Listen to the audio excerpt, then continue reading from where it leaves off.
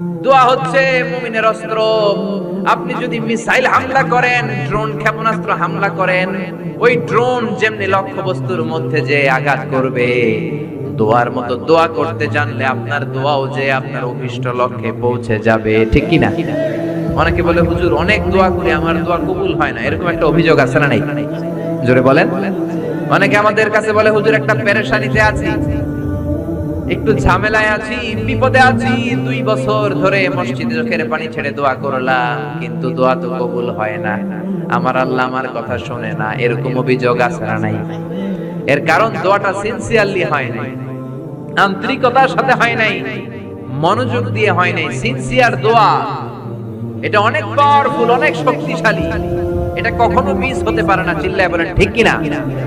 বিশ্বনবী বললেন দোয়া এত পাওয়ারফুলি, আত-তাকদীরু লা ইয়ারুদ্দু ইল্লা বিদ-দুআ, মানুষের তাকদীরের কোনো চেঞ্জ নাই, কোনো পরিবর্তন নাই, কিন্তু তাকদীরের যদি কোনো কিছু চেঞ্জ হয়ে যায় সেটা হলে দোয়ার মাধ্যমে হয়ে থাকে।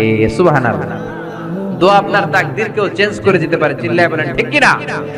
এই দুনিয়ার মানুষগুলোর কাছে বেশি বেশি চাইলে খুশি হয় না রাগ হয়? জোরে বলেন। আপনার কাছে যদি আমি 500 টাকার জন্য আজকে যাই, 500 টাকা দেন, মিজানুর রহমান আজহারি হুজুর আসছে, না দিলে কেমন দেখা, দিয়ে দিলেন, কালকে তাও দিলেন, তারপরের দিন দিবেন, খাইয়ে দেয়া কাম নাই, আমার টাকা দিবেন না, এরপরের দিন 200, এরপরের দিন 100, এরপরের দিন লাড়ি লয়ে দৌড়াইবেন, ঠিক কিনা? এটা দুনিয়ার মানুষের রীতিনীতি। বারবার একটা বিষয় নিয়ে আসলে আমরা রেগে যাই, আমরা অপছন্দ করি, কিন্তু আল্লাহর নীতি উল্টা। আল্লাহর কাছে বারবার চাইলে আল্লাহ খুশি হয়, ঠিক কিনা? তিরমিজির বর্ণনায় বিশ্বনবী বললেন ইন্নাহু মান লাম ইয়াসআলিল্লাহ ইয়াগদাব আলাইহি, যে ব্যক্তি আল্লাহর কাছে চায় না আল্লাহ তারে পছন্দ করে না। সুবহানাল্লাহ। আর যে ব্যক্তি আল্লাহর কাছে চায় তারে আল্লাহ পছন্দ করে, ঠিক কিনা? এজন্য চাইতে রাজি আছেন, দোয়া করতে রাজি আছেন? কার কাছে করবেন? নাকি ছোট হুজুরের কাছে, বড় হুজুরের কাছে, দাদা হুজুরের কাছে, ল্যাংটা বাবার কাছে, খাজা বাবার কাছে, দুর্গায় যে, দরগায় যে, কোথাও যে কিছু আমরা চাইবো না, চাইবো একজনের কাছে। তিনি কে? কারণ তার কাছে আমরা যাই যাই তিনি বলে যাও, দিয়ে দিলাম, যাও নিয়ে যাও, ইয়েস দেব, আমি দেব, আমি দেব। তিনি সব সময় বলে আমি দেব, তিনি সব সময় বলে ইয়েস, নো এটা তিনি বলে না। আল্লাহ ডিকশনারিতে নো নাই, কি নাই? আপনি যখনই চাইবেন আল্লাহ বলে ইয়েস দেব। তাহলে বলবেন হুজুর এত কিছু চাইলাম দিল না কেন? আপনার মন মতো দিবে না, আল্লাহর দেওয়ার একটা ক্যাটাগরি আর সিস্টেম আছে না নাই? আল্লাহ 3 ক্যাটাগরিতে দেয়। কয় ক্যাটাগরিতে? 3 ক্যাটাগরি। ক্যাটাগরি নাম্বার 1, আপনি চোখের পানি ছেড়ে আল্লাহর কাছে কিছু চাইলেন, আল্লাহ বলে দেব, ইয়েস। কি বলে? কারণ আল্লাহর কাছে তো নো নাই, কি নাই? না বলে না, চাইলে আল্লাহ না করতে জানে না, আল্লাহ বলে ইয়েস দেব, দিয়ে দেয়, আমরা খুশি হয়ে যাই, আমরা নাচতে শুরু করি, ঠিক কিনা? Category number 1। শুনতেছেন না বোধহয়? কষ্ট হচ্ছে নাকি মুনাজাত দিয়ে দিব? শুনবেন আর কয়েক মিনিট? ক্যাটাগরি নাম্বার 1, চাইলাম দিয়ে দিল, ইয়েস। এবার ক্যাটাগরি নাম্বার 2, চোখের পানি ছেড়ে একটা কিছু চাইলাম, তখনও বলে ইয়েস। কি বলে? কারণ ওনার কাছে তো নো নাই, কি নাই? আল্লাহ বলে ইয়েস দেব, তবে এখন না, পরে দেব। কখন দিলে আমার জন্য ভালো, আমার চেয়েও ভালো জানে কে? কখন দিলে আমার জন্য ভালো, আমার চেয়েও ভালো জানে কে? আল্লাহ বলে এখন দিলে ভালো হবে না, তোর চেয়ে আমি ভালো জানি, যখন দিলে তোর জন্য ভালো হয় তখন দিয়ে দেব। সুবহানাল্লাহ। 2টা গেল। এবার হইল ক্যাটাগরি নাম্বার 3, চোখের পানি ছেড়ে আপনি আল্লাহর কাছে চাইলেন, আল্লাহর ডেকে বললেন আল্লাহ আমাকে তুমি এটা দাও, আল্লাহ তখনও বলে ইয়েস। কি বলে? কারণ ওনার কাছে কি নাই? নো নাই, উনি না বলতে জানে না, চাইলেই বলে ইয়েস দেব, তবে এখনো দেব না, পরেও দেব না। কিয়ামতের ময়দানে যেদিন বিপদে পড়ে চিল্লাচিল্লি করবা, ওই দিন তোমারে দেব। সুবহানাল্লাহ। চিল্লায় পড়েন আল্লাহু আকবার। এই জন্য চাইতে হবে একজনের কাছে, তিনি কে? সব নবীরা বিপদে পড়ে চেয়েছেন কার কাছে? সাইয়েদনা আদম আলাইহিস সালাম না বুঝে শয়তানের ওয়াসওয়াসায় পড়ে ছোট্ট একটা ভুল করলেন, কেঁদে কেঁদে মুনাজাত করলেন কার কাছে? পড়েন সবাই, রব্বানা যালামনা আনফুসানা ওয়া ইল্লাম তাগফির লানা ওয়া তারহামনা লানাকুনান্না লাকুনা মিনাল খাসিরিন। আল্লাহ আমি গুনাহ করেছি, অন্যায় করেছি, অপরাধ করেছি, আপনি যদি ক্ষমা না করেন, ক্ষমা করার মতো দ্বিতীয় আর কেউ আছে নাকি বলেন? আছে? এজন্য ক্ষমা চাইবেন কার কাছে? আরো জোরে কার কাছে? নিরাশ হওয়ার কারণ নাই। কত গুনাহ করেছেন, কত অন্যায় করেছেন, আপনার গুনাহ যত বড়ই হোক আল্লাহর দয়া তার চেয়েও বড়, ঠিক কি না? আবার সাইয়েদনা ইব্রাহিম আল্লাহর কাছে নামাজের দোয়া করলেন। কিসের দোয়া? রব্বি জাআলনি মুকিমাস সালাতি ওয়া মিন যুররিয়াতি রব্বানা ওয়া তাকাব্বাল দুআ। ও আল্লাহ, আপনি আমার নামাজ কায়েমকারী বানিয়ে দেন, আমার ছেলেটার নামাজ কায়েমকারী বানিয়ে দেন, আমার দোয়াটা আপনি কবুল করে নেন। পড়েন আমিন। হে নামাজি আমার ঘরে নামাজে পড়ো আজ, দিলে মে তোমার চরণ তলে হৃদয় যায় নামাজ। হে নামাজি আমার ঘরে নামাজে পড়ো আজ, দিলে মে তোমার চরণ তলে হৃদয় যায় নামাজ। পড়েন আল্লাহু আকবার। কেমন বাবা কেমন ছেলে, ছেলেও নবী বাবাও নবী। ছেলের নাম ইসমাইল, বাবার নাম ইব্রাহিম। নামগুলো কেমন লাগে? ভালো লাগে? ছেলে মেয়েদের নাম রাখবেন তো এগুলা? ইসমাইল রাখতে রাজি আছেন? ইব্রাহিম রাখতে রাজি আছেন? কেমন বাবা কেমন ছেলে। বাবা ছেলের জন্য দোয়া করলেন, ও আল্লাহ আমার ছেলের নামাজ কায়েমকারী বানিয়ে দেন। আবার এমন বাবা এমন ছেলে, দুই বাবা মিলে কাবা ঘর নির্মাণ করেছেন, ঠিক কিনা? বাবা মেইন রাজমিস্ত্রি, ছেলে হচ্ছে যোগালী, পাথর এনে দেয়, ইট এনে দেয়। সাইয়েদনা ইব্রাহিম কাবা ঘর বানাতে বানাতে আর হাত দিয়ে নাগাল পায় না। আল্লাহর ডেকে বললেন, আল্লাহ আর তো নাগাল পাই না। আল্লাহ বললেন, টেনশন নাই, চিন্তা নাই, জান্নাত থেকে অটোমেটিক একটা পাথর এনে দিলাম, পাথরটার নাম মাকাম ইব্রাহিম। এই পাথরের উপর দাঁড়াও, যত উঁচুতে উঠতে মনে চায় পাথর অটোমেটিক উপরের দিকে উঠে যাবে। সাইয়েদনা ইব্রাহিম বানাতে শুরু করলেন। আবার এই দুই নবীকে আল্লাহ ধমক দিয়ে বললেন, তাহরা বাইতি লিত-তাইফিন ওয়াল আকিফিন। ও ইসমাঈল, ও ইব্রাহিম, আমার ইবাদতকারী বান্দাদের জন্য, আমার হাজী সাহেবানদের জন্য, উমরাকারীদের জন্য বাপ বেটা মিলে ঝাড়ু নিয়ে কাবা ঘরকে ঝাড়ু দিতে শুরু করে দাও। সুবহানাল্লাহ। মসজিদেরি ঝাড়ু বারদার ও কামারে হাত শোনো আমার মুনাজাত, শোনো শোনো ইয়া ইলাহি আমার মুনাজাত, শোনো আমার মুনাজাত। পড়েন আমিন। কত বড় হৃদয়ের মানুষ ছিল নবী, নবীদের বাবা আবুল আম্বিয়া খলিলুল্লাহ ইব্রাহিম আর তার ছেলে ইসমাইল, তারা মসজিদ ঝাড়ু দিয়েছে। আমরা মসজিদ পরিষ্কার করতে চাই না, এরকম আছে না নাই? একদল আছে মসজিদে ঢুইকাই বালু দেখলে মুয়াজ্জিন সাহেব রেখে বসে, আছে না নাই? মুয়াজ্জিন সাহেব কোথায়? ইমাম কই? বালু কেন? টিকটিকির পায়খানা কেন? আপনি আছিলেন কই মিয়া? আপনি ঝাড়ু দেন, আপনি পরিষ্কার করেন। নবী হয়ে তারা কাবা ঝাড়ু দিতে পারে, মসজিদ পরিষ্কার করতে পারে, আপনি কোন সলিমতি আর গলিমতি, ঠিক কি না? এজন্য মনে অনেক জ্বালা যন্ত্রণা, দোয়া করেন কবুল হয় না, মনে অনেক ব্যথা। আপনার ব্যথা যদি দূর করতে চান, এলাকার মসজিদগুলোরে পরিষ্কার করেন, মসজিদ যে ঝাড়ু দিয়ে দেন, আপনার মনের জ্বালা মিটিয়ে দিবে কে? আবার সাইয়েদনা ইউনূস আলাইহিস সালাম দোয়া করলেন, লা ইলাহা ইল্লা আনতা সুবহানাকা ইন্নী কুনতু মিনাল যালিমিন। বিপদে পড়েছেন, পড়ে এই দোয়া করেছেন। যত বিপদে পড়েন এই দোয়া করবেন। রাস্তায় অ্যাক্সিডেন্ট, এই দোয়া পড়েন। পেটে ব্যথা, এই দোয়া পড়েন। জেলের শিকার হয়েছেন, জুলুমের শিকার, এই দোয়া পড়েন। আমাদের বাংলাদেশে ঠেড়া করলে এই দোয়া পড়েন, ঠিক কি না? তুফান হইলে, থান্ডার বজ্রপাত হলে, দাদি নানিদের কাছে শুনছি এটা পড়েন। এটা শুধু তুফান হইলে পড়বেন না, এটা সব সময় পড়বেন, ঠিক কি না? এটা বিপদে পড়ার দোয়া। 1971 সালে পাকিস্তানি মিলিটারি বাহিনী আমাদের বাংলাদেশীদের উপর অনেক অত্যাচার করত। তারা জানতে চাইতো আমরা মুসলিম কিনা, মুসলিম হলে তারা ছেড়ে দিত, হিন্দু হলে আক্রমণ করতো, আছে না নাই? তারা দেখলেই জিজ্ঞেস করতো, সালে তুম মুসলিমা আর হিন্দু, তুই মুসলমান না হিন্দু? অনেক মুসলমানও তখন বাঁচার জন্য কালেমা শিখে নিছে। দেখ, বাঙালি মুসলমানরা এক পাকিস্তানি মিলিটারি বাহিনী 71 সালে ধরছে, বেটা বল মুসলিম আর হিন্দু, তুই মুসলমান নাকি হিন্দু? বাঙালি কয় হাম মুসলিম, আমি মুসলিম। পাকিস্তানি বাহিনী বলে সালে কালিমা বাতাও, তাহলে কালিমা বল। বাঙালি কয় লা ইলাহা ইল্লা আনতা সুবহানাকা ইন্নী কুনতু মিনাজ জালিমিন। পাকিস্তানি কয় সালে ये तो मुसीबत का कलिमा है, বাঙালি কয় হাম তো भी मुसीबत में है। পাকিস্তানি বলে বেটা এটা তো মুসিবতের কালিমা, বাঙালি কয় আমিও তো কম মুসিবতে নাই। পিস্তল ধরে তুমি আমার কালিমা জিজ্ঞেস করো কোনটা বলতে যায় কোনটা বলি, আমার তো হুঁশ নাই, ঠিক কিনা? এজন্য বিপদে পড়লে এই দোয়া পড়ার দরকার আছে না নেই? আবার জাকারিয়া আলাইহিস সালামের ছেলে নাই, উনি ছেলের জন্য দোয়া করলেন কার কাছে? রাব্বি লা তাযারনি ফারদান ওয়া আনতা খায়রুল ওয়ারিসিন। ও আল্লাহ, আপনি আমারে আটকুরা বানাবেন না, নিঃসন্তান বানাবেন না, সন্তান দিয়ে আমার কলিজাটা ঠান্ডা করে দেন। যাদের সন্তান নাই আল্লাহর কাছে বেশি বেশি করে চান, মনের জ্বালা দূর করে দিতে পারে কে? কেউ যেটা পারে না সেটা পারে কে?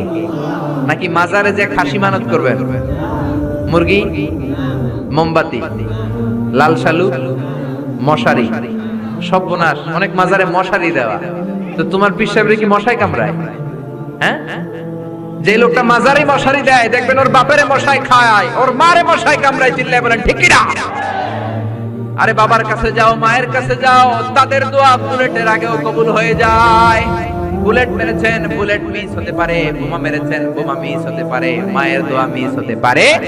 ও গো মা তুমি এই ধরনের শ্রেষ্ঠ নেয়ামত, তোমারই পদতলে রয়েছে জান্নাত। ও গো মা তুমি এই ধরনের শ্রেষ্ঠ নেয়ামত, তোমারই পদতলে রয়েছে জান্নাত, ঠিক কি না? এজন্য দোয়া চাইবো মায়ের কাছে, বাবার কাছে। অনেকে না বুঝে মাজারে মশারি দেয়, লাল শালু দেয়, মোমবাতি দেয়। যে লোকটা মরে আছে ওর কি আলোর দরকার আছে? জোরে বলেন। আপনার জ্বালানো মোমবাতির আলো মাটি ফেড়ে কবরে ঢুকে সে আলো পায়, তো তাকে দেন কেন? গ্রামের যে সমস্ত ছেলে মেয়েদের ঘরের মধ্যে ইলেকট্রিসিটি নাই, জেনারেটর নাই, বিদ্যুতের অভাবে পড়াশোনা করতে পারেন, ওই মেধাবী ছেলেগুলোর ঘর খুঁজে খুঁজে তাদের ঘরে মোমবাতি পৌঁছায় দেন, আপনার আব্বার কবরটারে আলোকিত করে দিবে কে? এগুলো করে না, মাজারে যে খাসি দেয়, মাজারে ছাগল দেয়। মাজারে ছাগল দেয়া যাবে না, খাসি দেয়া যাবে না, মানত করা যাবে না। মানত করতে হবে একজনের জন্য, তিনি কে? সে আল্লাহ বললেন গোলাম চাইতে হবে শুধু আমার কাছে। সব নবীরা এইভাবে দোয়া করেছেন। সৈয়দনা ঈসা আলাইহিস সালাম দোয়া করেছেন, আল্লাহ আপনার কাছে আমি দোয়া করি আমারে আপনি শেষ নবী বানায়া দেন। কোন নবী? জোরে বলেন। এটা কি সম্ভব? কারণ শেষ নবী একজন আছে না নাই? কি নাম? সবাই বলেন কি নাম? মুহাম্মদ সাল্লাল্লাহু। আল্লাহ বললেন না না, উল্টা পাল্টা আমদার করো না, ওই নবুয়তি দিয়ে দেয়া হয়েছে। ঈসা বললেন ওকে, আমি পড়েছি ইনজিলের মধ্যে ওই নবীর উম্মতদের এত মর্যাদা, বনি ইসরাইলের অনেক নবীর চাইতে নাকি উম্মতে মুহাম্মাদের মর্যাদা অনেক বেশি হবে। আল্লাহ শেষ নবী আমাকে বানালেন না, ওকে, কিন্তু আমার উম্মতকে ওই উম্মত বানান। আল্লাহ বলেন নো, ওইটাও দেয়া হয়ে গেছে। পাবে কে? বিশ্বনবী পাবে। বিশ্বনবীর উম্মত আমরা হলাম উম্মতে মুহাম্মাদি। আমাদের মধ্য থেকে যারা আলেম হবে, হক্কানি আবেদ হবে, আল্লাহর ওলি হবে, বনি ইসরাইলের অনেক নবীদের চাইতেও তাদের মর্যাদা বেশি হয়ে যাবে। সুবহানাল্লাহ। এবার উনি চোখের পানি ছেড়ে দিলেন। আল্লাহ দোয়া করলাম আমার শেষ নবী বানান, বানালেন না। দোয়া করলাম আখিরি উম্মত আমারে দেন, আমারে দিলেন না। এবার আমি দোয়া করি, এই দোয়া কিন্তু ফেলতে পারবেন না। আল্লাহ বললেন করো করো। সাইয়েদনা ঈসা বললেন আল্লাহ তাহলে আপনি আমাকে এই পৃথিবীর মধ্যে ওই নবীর উম্মত করে আরেকবার দুনিয়াতে পাঠানো লাগবে। সুবহানাল্লাহ। কবুল করে নিল কে? পৃথিবীতে একজন নবী এখনো মরে নাই, কি নাম? ঈসা আলাইহিস সালাম। উনি আসবেন ইমাম মাহদীর 7 বছর যখন হবে, তার গভর্নিং 7 বছর চলে যাওয়ার পরে আসবেন। ঈসা আলাইহিস সালাম যখন আসবেন, এসে দাজ্জালকে, অ্যান্টি ক্রাইস্টকে নিজ হাতে হত্যা করবেন। চিল্লায় বলেন ঠিক কি না? এটা ছিল ঈসা নবীর দোয়া। এবার বিশ্ব নবী কোন দোয়া করেছেন জানার দরকার আছে না নাই? বিশ্ব নবী বলেন লিকুল্লি নাবিয়িন দাওয়াতুন মুস্তাজাবা। প্রত্যেক নবীর জন্য একটা করে দাওয়া মুস্তাজাবা আছে। আলেম যারা আছেন তারা বুঝবেন। দাওয়া মুস্তাজাবা মানে এমন দোয়া যেটা কবুল হয়ে যায়। দোয়া করলেই, কথা বলেন, দোয়া করলেই কবুল। এরকম দোয়া রব্বুল আলামিন সব নবীকে একটা একটা করে দিয়েছেন। ওই দোয়াটা করলেই সেকেন্ডের মধ্যেই কবুল করে দেয় কে? সব নবী ওই দোয়া দুনিয়াতেই করে ফেলেছেন। বিশ্বনবী বললেন লিকুল্লি নাবিয়িন দাওয়া মুস্তাজাবা, সব নবীর জন্য একটা স্পেশাল দোয়া আছে, দাও বিহা, যেই দোয়াটা নবীরা দুনিয়াতেই করে ফেলেছে। ওয়া ইন্নী আখতাবিউ দাওয়াতি শাফাআতান লি উম্মতি ইয়াউমাল কিয়ামাহ। আল্লাহু আকবার। আর আমি আমার দাওয়া মুস্তাজাবা স্পেশাল দোয়াটা এখনো করি নাই, আমার দোয়াটা এখনো আমি জমিয়ে রেখেছি।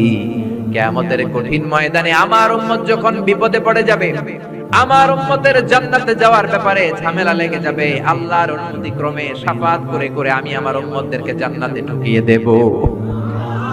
তখন আমি ওই দোয়াটা করব। বিশ্বনবী সিজদায় পড়ে থাকবেন কিয়ামতের ময়দানে, সব নবীরাও বলবে ইয়া নাফসি ইয়া নাফসি। কেউ যখন আল্লাহর কাছে যেতে পারবে না, সবাই মিলে বিশ্বনবীর কাছে যাওয়ার পরে বিশ্বনবী তখনও মাথা তুলবেন না। বিশ্বনবী কপাল ঠুকে কেঁদে কেঁদে বলবেন রব্বি হাবলি উম্মতি, ও আল্লাহ আমার উম্মতকে আপনি মাফ করে দেন। সুবহানাল্লাহ। আল্লাহ বলবেন নবী ইরফা রাসাক, মাথা উঠান, সাল তুতা, আজকে যা চাইবেন তাই দিব, ইশফা তুশাফা, যারাই শাফাত করবেন আমার অনুমতি ক্রমে কবুল করে নিব। সুবহানাল্লাহ। বিশ্বনবী চাইলে এই দোয়াটা দুনিয়াতেই করতে পারতেন অন্য নবীদের মতো, ঠিক কিনা? অন্য নবীরা যেমনি নিজেদের প্রয়োজনে ওই দোয়াটা দুনিয়াতেই করেছে, আমার নবীকে ওই রকম করেছে নাকি? তার মানে আমার নবীর আমাদের জন্য মায়া বেশি না কম? আমার জন্য রেখে দিয়েছেন ওই দোয়াটা, আপনার জন্য রেখে দিয়েছেন দোয়াটা, আমাদের জন্য দোয়াটা রেখে দিয়েছেন। আমরা যখন কিয়ামতের ময়দানে বিপদে পড়ে যাব, বিশ্বনবী দোয়া করে করে আমাদেরকে জান্নাতে ঢুকিয়ে দিবেন, ঠিক কিনা? বিশ্বনবী দুনিয়াতে কম আঘাত সহ্য করেন নাই। যে লোকটার বাইরের চামড়া থেকে রগ দেখা যেত, রগের ভেতর দিয়ে যে রক্তগুলো দৌড়াদৌড়ি করে সেটাও দেখা যেত। সুবহানাল্লাহ। পৃথিবী এত সুন্দর মানুষ দেখে নাই। ওই লোকটাকে পাথর মেরে মেরে তায়েফের ময়দানে রক্তাক্ত করা হয়েছে 3 বার। আমি দেখে এসেছি এবার জায়গাটা। একবার আহত হলেন, আবার উঠলেন, আবার পাহাড়ের কাছে গেলেন, আবার মারা হলো, আবার পাহাড়ের ওই পাশে গেলেন, আবার মারা হলো। 3 বার পাথর মারা হলো। বিশ্বনবী নিজের কোনো প্রয়োজনে, নিজের স্বার্থের জন্য যান নাই, তায়েফবাসীদের জান্নাত নিশ্চিত করার জন্য, তাদের ভালোর জন্য, তাদেরকে দাওয়াত দেওয়ার জন্য গিয়েছেন। তারপরও মাইরা সারা নাই, তখনও বিশ্বনবী দোয়া করেন নাই। ওই দিন যদি দোয়া করতেন আল্লাহ তায়েফবাসীদেরকে আপনি শেষ করে দেন, সেকেন্ডের মধ্যে পুরো তায়েফকে পাউডার করে দিতে পারত কে? উহুদের ময়দানে তীর এসে বিশ্বনবীর দাঁতের মধ্যে বিঁধে গেল, ঝরঝর করে রক্ত ঝরলো। ওই কঠিন দিনেও বিশ্বনবী ওই দোয়াটা করেন নাই, ঠিক কিনা? বদরের ময়দানে 313 জন সাহাবী নিয়ে বিশ্বনবী চোখের পানি ছাড়ছেন। আবু বকর বলেন ইয়া রাসূলুল্লাহ, ইয়া হাবিবাল্লাহ, মাথা উঠান। আপনি এমন ভাবে দোয়া করেছেন, আমার মন সায় দেয়, আমার মন বলে আজকের দোয়া আল্লাহ ফেরাবে না, ওঠেন। বিশ্বনবী চাইলে ওই জন্য বলতে পারতেন কুরাইশদেরকে আল্লাহ আপনি নাস্তানাবুদ করেন, করে দিত কে? প্রচন্ড ক্ষুধার সময় বিশ্বনবী যখন মক্কায় কেঁদে কেঁদে হয়রান, তখন ওই দোয়াটা করেন নাই, ঠিক কি না? 3 বছর আত্মীয় স্বজন সহ শিয়াবে আবু তালেবে জেল খেটেছেন। কয় বছর? জোরে বলেন। প্রথম বছর খেয়েছে ছাগলের গোশত, সবাই ছাগল পালতো, নিজেদের ছাগলের গোশতগুলো খেয়েছে। দ্বিতীয় বছর কোনো ছাগল নাই, ছিল ছাগলের রোদ্রে শুকানো চামড়াগুলো, পানিতে ভিজিয়ে ভিজিয়ে চামড়া খেয়েছে। তৃতীয় বছর ছাগলের চামড়াও নাই, কি নাই?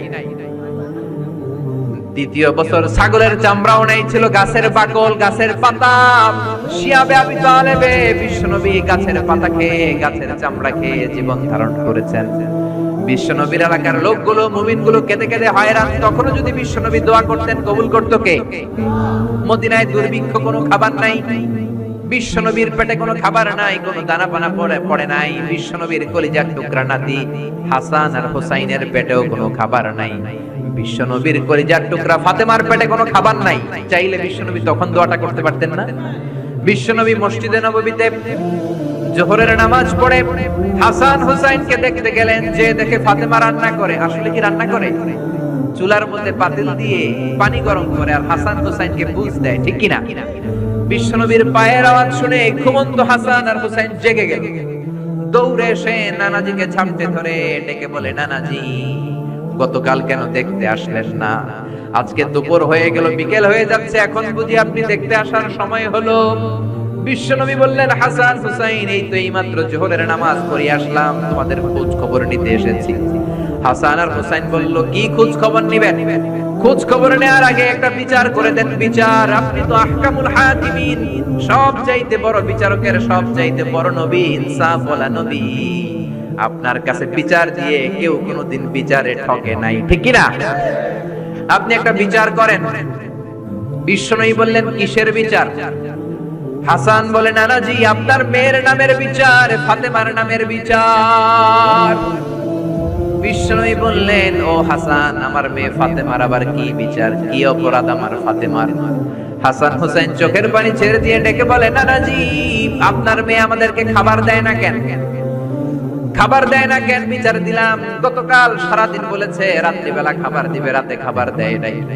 আমাদেরকে বলেছে তোমরা ঘুমিয়ে যাও, আমি রান্না করি, সকালে দিব। ঘুমায় গেলাম, সকাল বেলায় খাবার চাইলাম, আপনার মেয়ে ফাতেমা তখন আমাদেরকে খাবার দেয় না। দাদা, আমরা ছোট্ট দুইটা মানুষ ক্ষুধার জ্বালায় বেহুশ হয়ে যাই, আর সহ্য করতে পারি না, আপনার মেয়ে খাবার দেয় না।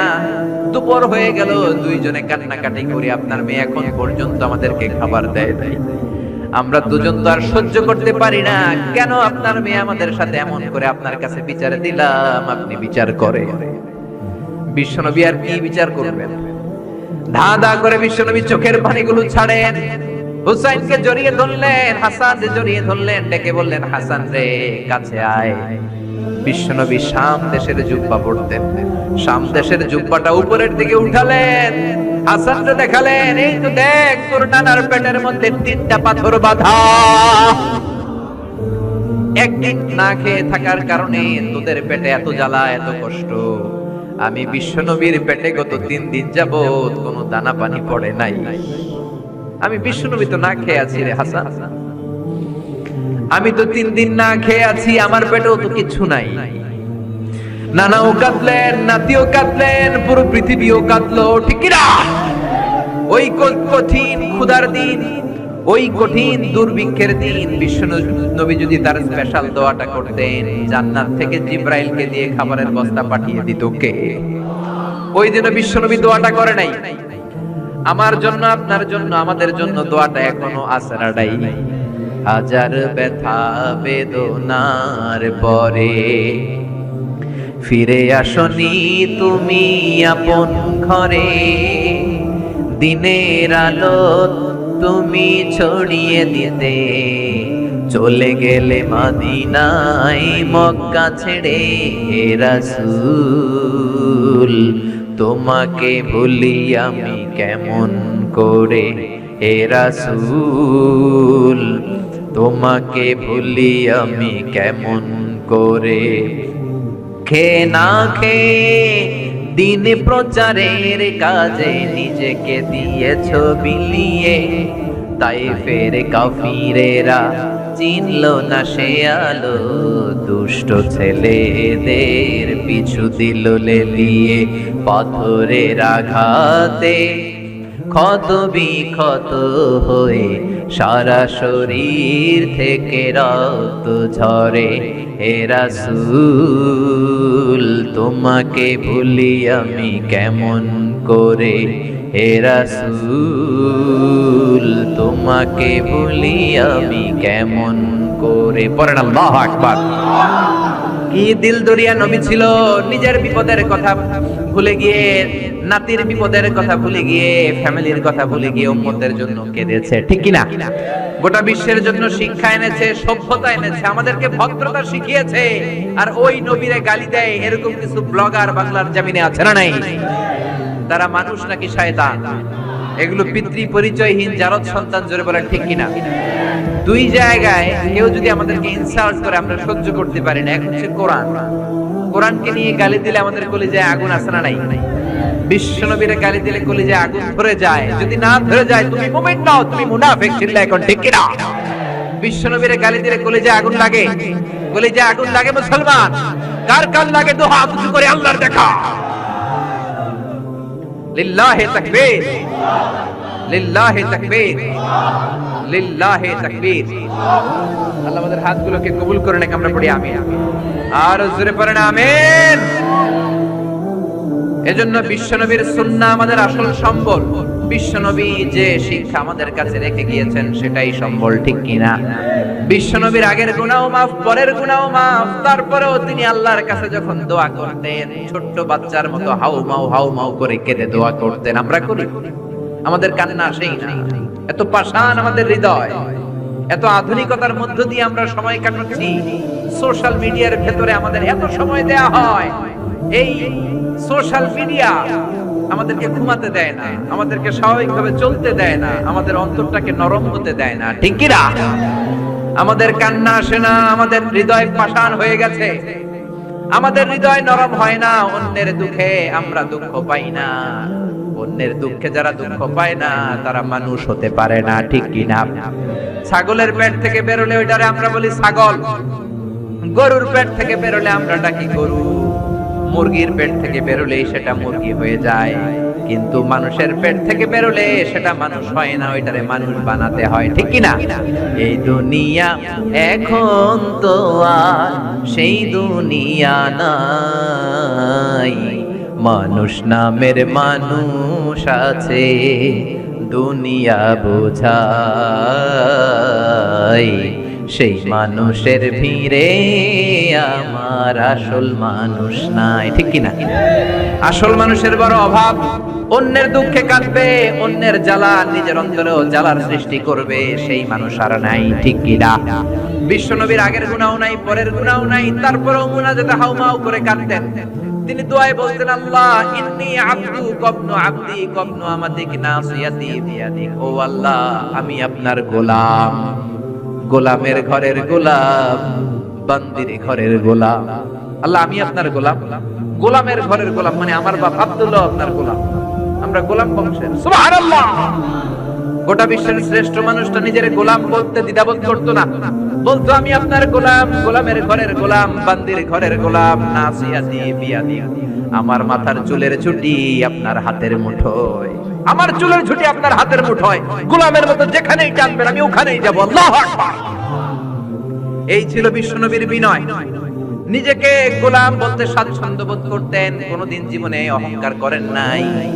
কোনদিন বিশ্বনবী কারোর সাথে মুসাফা করতে যে নিজে আগে হাত টানেন নাই, যতক্ষণ না ওই লোকটা তার হাত টেনে নিয়েছে। সুবহানাল্লাহ। আর বিশ্বনবীর হাত ছিল আলিয়ানু মিনাদ দিবাজ, রেশমের কাপড়ের চেয়েও নরম। সিল্ক চিনেন? সিল্কের কাপড়ের চেয়ে বিশ্বনবীর হাত ছিল নরম। এই নরম হাত মুসাফার মধ্যে যে একবার পাইতো কেউ ছাড়তে চাইতো না, ধরেই রাখি। আর বিশ্বনবী নরম হৃদয়ের নবী, কেউ যদি না ছাড়ে বিশ্বনবীও ছাড়তেন না। সুবহানাল্লাহ। ওই নবী মুনাজাতে কাঁদতেন। এজন্য ভাইরা এই কথা বললেন না আল্লাহ আমার দোয়া শুনে না, আপনি দোয়ার মতো দোয়া করেন নাই, এজন্য শুনে নাই, ঠিক কি না? দোয়া কবুল হওয়ার রহস্য হচ্ছে চোখের পানি। বিশ্বনবী বললেন, দুইটা চোখের পানি আল্লাহর কাছে সবচাইতে সেরা। এক হলো জিহাদের ময়দানে রক্তের ফোঁটা, দ্বিতীয় হলো আল্লাহর ভয়ে মুনাজাতের মধ্যে চোখ থেকে বেয়ে বেয়ে পড়া পানির ফোঁটা। আবার বিশ্বনবী বললেন, অনুশোচনার চোখের পানি চোখ দিয়ে নাকের ডগা বেয়ে বেয়ে জমিনে পড়ার আগে ওই দোয়াটা কবুল করে নেয় কে? এজন্য চাওয়ার সময় নিজের ছোট করেন, বলবেন আল্লাহ আমি আপনার গোলাম, গোলামের ঘরের গোলাম, বান্দির ঘরের গোলাম, আমার চাইতে ক্ষুদ্র ছোট কেউ নাই, এমন কোন গুনাহ নাই আমি করি নাই, তুমি ছাড়া আমারে পার করার কেউ নাই, ঠিক কি না? এরকম দোয়ার মধ্যে নিজের ছোট করে দেন, আপনার দোয়া কবুল করবে কে? এজন্য সব সময় চাইবে একজনের কাছে, তিনি কে? একদল আছে বা এক শ্রেণীর লোক আছে, রোগে যখন পড়ে তখন আল্লাহরে ডাকে, রোগ ভালো হয়ে যায় আল্লাহরে ভুলে যায়, আছে না নাই? নির্বাচনের আগে আল্লাহরে ডাকে, নির্বাচন শেষ আল্লাহরে ভুলে যায়, আছে না নাই? সমস্যায় পড়েছে আল্লাহরে ডাকে, সমস্যা নাই আল্লাহরে ভুলে যায়, আছে না নাই? এমন করা যাবে না, সব সময় ডাকবেন। তবে রব্বুল আলামিন বলেন স্পেশাল কিছু সময় আছে, ওই সময় দোয়া করলে দোয়া কবুল করে নেয় কে? তাহাজ্জুদের সময় দোয়া করবেন। وَمِنَ اللَّيْلِ فَتَهَجَّدْ بِهِ نَافِلَةً لَكَ عَسَىٰ أَن يَبْعَثَكَ رَبُّكَ مَقَامًا مَحْمُودًا। তাহাজ্জুদের নামাজ পড়লে আপনার মর্যাদা বাড়ায় দিবে কে? এখন হুজুর আমরা তো ফজরই পড়ি না, তাহাজ্জুদ কখন পড়বো? তাহাজ্জুদ তো তাদের যারা ফজর পড়ে, ঠিক না? ফজরই তো পড়ে না, তাহাজ্জুদ কখন? ফজরের সময় মসজিদের বেহাল দশা। ফজরের সময় যত মসজিদে নামাজ পড়লাম খালি মুরব্বি চাচাদেরকে পাওয়া যায়, ইয়াং ছেলেরা নাই।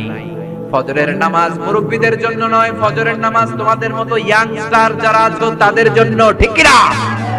ওয়াদা করো সূর্যপুরের মসজিদগুলোতে যুবকরা যে ফজরের নামাজে মসজিদ ভরে দিবা, রাজি আছো? রাজি আছো যুবকেরা? এই যৌবন বয়সের ইবাদত আল্লাহর কাছে সবচাইতে প্রিয়। খেয়াল করে বোঝার চেষ্টা করো। যুবক বয়সে যদি গভর্নমেন্ট সার্ভিস করো, বার্ধক্যে উপনীত হলে পেনশন আছে না নাই? অনুরূপ ভাবে যুবক বয়সে যদি ইবাদত করো, বার্ধক্য অবস্থায় ইবাদত করতে না পারলেও পেনশনের হিসাবে তোমার আমলনামায় সওয়াব দিয়ে দিবে কে? এজন্য যুবক বয়সের ইবাদত আল্লাহর কাছে প্রিয়। মসজিদ তখন ধরে যখন আর কাজ করার সুযোগ নাই। মসজিদে তখন যায় যখন কেউ চাকরিতে নেয় না। মসজিদে তখন যায় যখন ঘরের কেউ তার সাথে কথা বলতে চায় না, মানে বয়স হয়ে গেছে 70। তখন দাড়ি রাখে যখন শেভ করতে গেলে হয় গাল কাটবে নয় ব্লেড ভাঙবে, ঠিক কি না? এজন্য যুবক বয়সে মসজিদে যাও। এখন তোমাদের রক্ত গরম, যা চাও তোমরা তাই করতে পারো।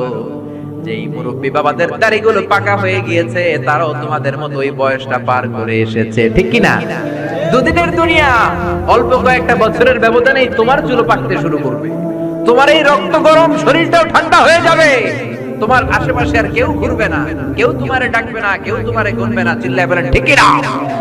এজন্য কিয়ামতের দিন বিশ্বনবী বলেন, বনি আদম 5টা প্রশ্নের উত্তর না দিয়ে কেউ পা নাড়াতে পারবে না। এর মধ্যে একটা প্রশ্ন হলো, যৌবন বয়সটা তুমি কেমন কাজে লাগিয়েছো? যৌবন বয়সে কি ইসলামের পক্ষে স্লোগান দিয়েছো নাকি রাম আর বামপন্থীদের দলে গিয়েছো, ঠিক কি না? যৌবন বয়সে কি তাফসীর মাহফিলে গিয়েছো নাকি মমতাজের গানের কনসার্টে গিয়েছো? যৌবন অবস্থায় তুমি কি কোরআনের অর্থ পড়েছো, ইসলামী সাহিত্য পড়েছো নাকি চটি বই পড়েছো, ঠিক কি না? বাই টু বাই কিয়ামতের দিন জিজ্ঞেস করবে কে? চিল্লায় বলেন কে? এজন্য তাহাজ্জুদের অভ্যাস করেন। যারা তাহাজ্জুদ পড়ে তাদের চেহারায় একটা আলাদা গ্লেজ আছে। লোকটা কালো হলেও, যদি কালো রঙের লোক হয়, একটা গ্লেজ আছে। আমার অনেক কালো বন্ধু আছে। আমি মিশরে পড়েছি, students of more than 100 nationalities we used to study, stay and live in the same place. 100টারও বেশি দেশের ছাত্র থাকতাম।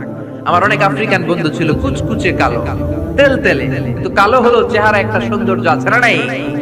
এজন্য কালো মানুষও যদি তাহাজ্জুদ পড়ে চেহারায় নূর বাড়িয়ে দিবে কে? 2 নম্বরে হলো আযান আর ইকামতের মাঝখানে যদি দোয়া করে, ওই দোয়া কবুল করে কে? এটা অনেকে জানে না। আযান দিয়েছে, মসজিদে গিয়েছে, সুন্নত নামাজ পড়ে বসে আছে, কখন ইকামত হবে, আরো 5 মিনিট বাকি, মাথা চুলকায়, আছে না নাই? মোবাইল টেপাটেপি করে, ফেসবুকিং করে, ঘড়ির দিকে তাকায় আছে, ঘড়ির কাঁটাও ঘুরে, ওর মাথাও ঘুরে, আছে না নাই? তো বসে থাকবা কেন? 5 মিনিট সময় আছে, চাইতে হবে কার কাছে? বাজারে যাওয়ার সময় যেমনি আপনি লিস্ট করে নিয়ে যান, এটা লাগবে ওটা লাগবে, মসজিদে যাওয়ার সময় মোবাইলের টুকি নিয়ে যান, কাগজের টুকি নিয়ে যান। আল্লাহ আমার সুন্দরী বউ লাগবে, বউ দাও, দিবে কে? এই বেটা দিবে কে? নেককার বিবি লাগবে, দিবে কে? গোল্ডেন এ প্লাস পেতে চাই, দিবে কে? উমরা করতে চাই, পাসপোর্টে ভিসা লাগে না, ভিসা করে দিবে কে? দুরারোগ্য ব্যাধি, অনেক ওষুধ খেলাম, অনেক দেশে গেলাম, কোন ডাক্তার ভালো করতে পারে না, কিন্তু ডাক্তারেরও বড় ডাক্তার আছে না নাই? কেউ যেটা পারে না, পারে কে? আযান ইকামতের মাঝখানে দোয়া আল্লাহ ফেরায়। হাদিসে এসেছে, দুআ লা ইরাদ্দু বাইনাল আযানি ওয়াল ইকামা। আযান এবং ইকামতের মাঝখানের সময়টাতে দোয়া করবেন। তারপরে বিশ্বনবী বললেন, দুবুরা সালাওয়াতিল মাকতুবা, ফরজ নামাজের পরে দোয়া করলে কবুল করে কে? আমাদের দেশে আসসালামু আলাইকুম রাহমাতুল্লাহ, আসসালামু আলাইকুম, আমিন ইয়া আরহামার রাহিমিন, আছে না নাই? এই দোয়া বিশ্বনবী এইভাবে দোয়া করতেন না। বিশ্বনবী সালাম ফেরানোর পরে পড়তেন আল্লাহু আকবার। কি পড়তেন? নামাজ শুরু আল্লাহু আকবার দিয়ে, শেষও আল্লাহু আকবার দিয়ে। তারপরে সাহাবীদের দিকে ফিরে বসতেন। আমাদের দেশে শুধু ফজরের নামাজ আর আসরের নামাজ, এই 2 ওয়াক্তে ইমাম সাহেব ফিরে বসে, ঠিক কি না? তো সুন্নাহ হচ্ছে 5 ওয়াক্ত নামাজেই ইমাম সাহেব মুসল্লিদের দিকে ফিরে বসবে। এরপরে বিশ্বনবী পড়তেন 3 বার আস্তাগফিরুল্লাহ, আস্তাগফিরুল্লাহ, আস্তাগফিরুল্লাহ। তারপরে বিশ্বনবী পড়তেন আল্লাহুম্মা আনতাস সালাম ওয়া মিনকাস সালাম, এই দোয়াটা। এরপরে পড়তেন রাদিতু বিল্লাহি রাব্বা, এই দোয়া। এরপরে পড়তেন আল্লাহুম্মা লা মানিআ লিমা আ'তাইতা ওয়া লা মু'তিয়া লিমা মানা'তা ওয়া লা ইয়ানফা'ু যাল জাদ্দি মিনকাল জাদ। তারপরে আয়াতুল কুরসি পড়তেন। তারপরে বিশ্বনবী 33 বার সুবহানাল্লাহ, 33 বার আলহামদুলিল্লাহ, 33 বার আল্লাহু আকবার, আছে না নাই? এই তাসবিহগুলো আগে আপনি পড়বেন। ঠান্ডা মাথায়। এরপরে যদি দোয়া করতে মনে চায়, সম্মিলিত মনে চায় করেন, একা একা মনে চায় করেন, বা হাত তোলা ছাড়া এমনি মুখে করেন, সমস্যা নাই। কিন্তু আগে তাসবিহগুলো পড়তে হবে, চিল্লায় বলেন ঠিক কি না? এই তাসবিহ সুন্নাত নাই। মানুষগুলো এত অস্থির, সালামের পরে কখন বেরোবে, কখন বেরোবে, মনে হয় পাবলিক টয়লেটে ঢুকছে, ঠিক কি না? পাবলিক টয়লেট হচ্ছে এমন জায়গা যে পাবলিক টয়লেটের ভিতরে আছে ও বের হওয়ার জন্য ছটফট করে, আর যে বাইরে সিরিয়াল ধরে আছে ও ঢোকার জন্য ছটফট করে, ঠিক কি না? মনে হয় পাবলিক টয়লেটে এসেছে, মসজিদে ঢুকেছো আল্লাহুম্মা বলে তুমি ঢুকে গেলা আল্লাহর নাম নিয়ে। যখন মসজিদে ঢুকে গেলা, তোমার মাথার উপরে রহমত ঢালছে কে? মসজিদ হচ্ছে রহমতের জায়গা। সালাম ফেরানোর পরে তাসবিহ পড়েন, তারপরে আপনি দোয়া করেন। এজন্য সালাম ফেরানোর পরে দোয়া কবুল করে কে? এরপরে বিশ্বনবী বললেন ইনদা নুজুলিল মাতার, আকাশ থেকে যখন বৃষ্টি নামে, ওই বৃষ্টি নামার সময় যদি দোয়া করেন, দোয়া কবুল করে কে? আর দোয়া লা ইউরাদু তাহতাল মাতার, তুফান ওই বৃষ্টি না, ভ্যাপসা একটা গরম, এই গরমটাকে দূরে সরিয়ে দেওয়ার জন্য একটা ঝিরিঝিরি ঝিরিঝিরি বৃষ্টি পড়ে। ওই বৃষ্টির নিচে দাঁড়িয়ে বৃষ্টির পানি নিয়ে দোয়া করলে কবুল করে কে? জানেই না মানুষ, ঠিক কি না? বরং বৃষ্টি আসলে গান গাওয়া শুরু করে দেয়, এই বৃষ্টি ভেজা রাতে তুমি চলে যেও না।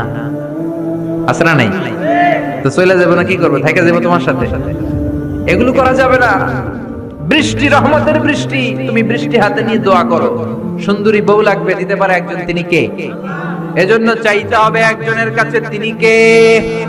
কদরের রাতে দোয়া করলে আল্লাহ কবুল করে, খতমে কোরআনের পরে দোয়া করলে আল্লাহ কবুল করে, হজের মানাসিকুল হজের মধ্যে যে দোয়া করলে কবুল করে, মুসাফির দোয়া করলে কবুল করে, রোজাদার ব্যক্তি দোয়া করলে আল্লাহ কবুল করে, মাজলুম ব্যক্তি দোয়া করলে আল্লাহ কবুল করে। এজন্য বিশ্বনবী বলেছেন ইত্তাকু দাওয়াতাল মাজলুম, মাজলুমের বদদোয়ারে ভয় করো, ফা ইন্না লাইসা বাইনাহু ওয়া বাইনাল্লাহি হিজাব, তার আর তার আল্লাহর মাঝে কোনো পর্দা থাকে না। মাজলুম দোয়া করলেই কবুল, সুবহানাল্লাহ। এরপরে স্পেশাল দোয়া হলো মা বাবার দোয়া। এই দোয়া কোনোদিন ফিরে না, সুবহানাল্লাহ পড়েন। রাজি আছেন মা বাবার কাছে দোয়া চাইতে? রাজি আছেন তো? কোন ঘর আছে যে ঝগড়া হয় না? এরকম কোন ঘর পৃথিবীতে নেই। ঝগড়া হবে, মা বাবার সাথে মিস আন্ডারস্ট্যান্ডিং হবে, হয়ে যেতে পারে দু চার কথা, কিন্তু ক্ষমা চাইতে হবে, ঠিক কিনা? মা বাবার শুধু দোয়াটাই কবুল নয়, মা বাবার দোয়াও কবুল, বদদোয়াও কবুল। কি আজীব তামাশা! এমন যদি হয়তো দোয়াটা কবুল হয় কিন্তু বদদোয়াটা কবুল হয় না, তাহলে তো বাইসে যেতাম, ঠিক কিনা? কিন্তু দোয়াও কবুল, বদদোয়া। আমাদের সবচাইতে বড় পীর হবে আমার বাবা, সবচাইতে বড় পীর হলো আমার মা। সবচাইতে বেশি আমরা যার কাছে দোয়া চাইতে যাব তিনি হলেন আমার বাবা, তিনি আমার মা। চিল্লায় বলেন ঠিক কিনা? খবরদার মা বাবার সাথে যদি বেয়াদবি হয়, সূর্যপুরের ছেলেরা মেয়েরা যার কানে আমার মাইকের আওয়াজ যায়, খবরদার, তোমার জীবন বরবাদ হয়ে যাবে, কপাল পোড়া হয়ে যাবে। তুমি তোমার কপালের সেজদা দিয়ে তুমি কালো দাগ ফেলতে পারবা, 10টা হজ করে হাজী সাহেব টাইটেল নিতে পারবা, কিন্তু তোমার জন্য জাহান্নাম নির্ধারিত হয়ে থাকবে, ঠিক কি না? এজন্য খবরদার মা বাবার সাথে যদি কোনো কারণে মনোমালিন্য হয়, অনেক ফ্যামিলিতে হয় শাশুড়ি বউয়ের মধ্যে ঝগড়া মিলে না, এরকম ফ্যামিলি আছে না? নাই? হতেই পারে, শাশুড়ি এক আমলের, বউ আর এক আমলের, ঠিক কি না? বসেন একসাথে, বসেন। আমাদের ফ্যামিলি মিটিং হয় না, আমাদের বসা হয় না, মা বাবারা হয়তো বসতে চায় না, বসেন সুন্দরভাবে বিনয়ের সাথে বলেন, কেঁদে কেঁদে মা বাবার কাছে বলেন, ঠিকই আপনার মা আপনারে মাফ করে দেবে, ঠিক কি না? মায়ের পা ধরে যদি কেউ মাফ চাওয়ার মতো মাফ চায়, এমন কোন মা নাই যে মাফ না করে বসে থাকতে পারে, ঠিক কি না? এজন্য খবরদার, মা বাবা যাদের বেঁচে আছে তাদের কাছে দোয়া চান, তাদের দোয়াই আপনার বড় সম্বল, ঠিক কি না? চাইবেন তো? কারো যদি বেয়াদবি হয়ে থাকে পা ধরে ক্ষমা চাইতে রাজি আছেন? রাজি আছেন সবাই? আল্লাহ পাক আমাদের সবাইকে কথাগুলো বুঝার ও আমল করার তৌফিক দান করুক, আমরা পড়ি আমিন। এজন্য বিপদে আপদে সব সময় আমাদের ভরসা এবং আস্থার জায়গা একটা, তিনি কে? এই দরবারটা 24 আওয়ার্স খোলা। দুনিয়াতে অনেক দরবার বন্ধ হয়ে যায়, সুপার শপ বন্ধ হয়ে যায়, অফিস আদালত বন্ধ হয়ে যায়, কিন্তু আল্লাহর দরবার 24 ঘন্টা খোলা আছে না নাই?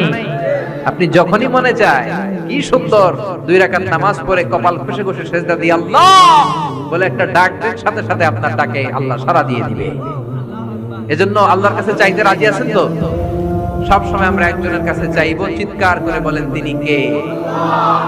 আল্লাহ আমাদের সবাইকে কথাগুলো বোঝার ও আমল করার তৌফিক দান করুক, আমরা পড়ি আমিন।